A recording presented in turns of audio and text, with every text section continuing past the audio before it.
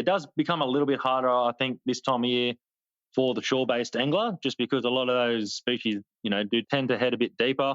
Where we talked about surface poppers, little tiny stick baits and shallow running chubbies and hard body lures, that sort of stuff definitely isn't as productive this time of year as deeper fishing, soft plastics for your bream and your snapper, to little soft vibes and blades and things like that.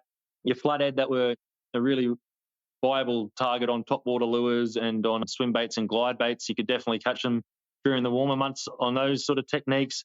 It's not anywhere near as common this time of year. It is definitely more about soft vibes and soft and fishing water from 5 metres down to about 10 metres of water. Okay.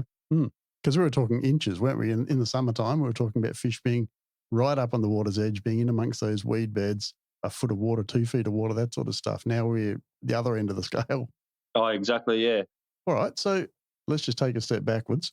As somebody who has fished this system for a very long time and continues to fish this system on a regular basis, you had to choose between summertime and wintertime fishing, which way would you go?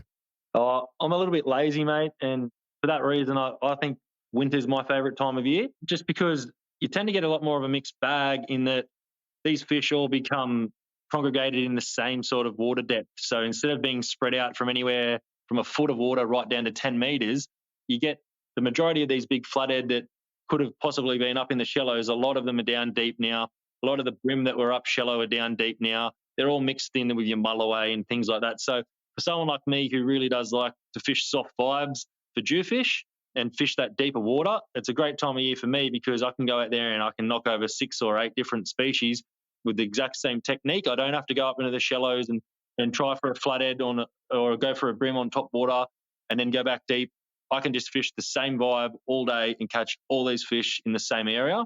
So for someone lazy like me who just wants to go out there and catch as many different species all at once during the same sort of thing, it's a perfect time of year for that. So as I said, anywhere from 5 to 10 metres of water is where you're going to find a lot of your fish.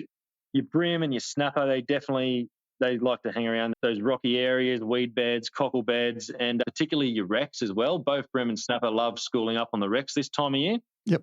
And I find a lot of them in that 5 to 6 metre range. You do get jewfish and flathead in that depth too, but I would probably say for your jewfish and your flathead, you're still thinking more that 7 to 10 metres of water. But you do get a lot of crossover. I do go out there in that 4 or 5 metres of water, vibing bream this time of year, and come across quite a few soapy jewfish and big flatties doing that. At the same time, you can be fishing deep and find a lot of bream this time of year in that 8 to 10 metres of water.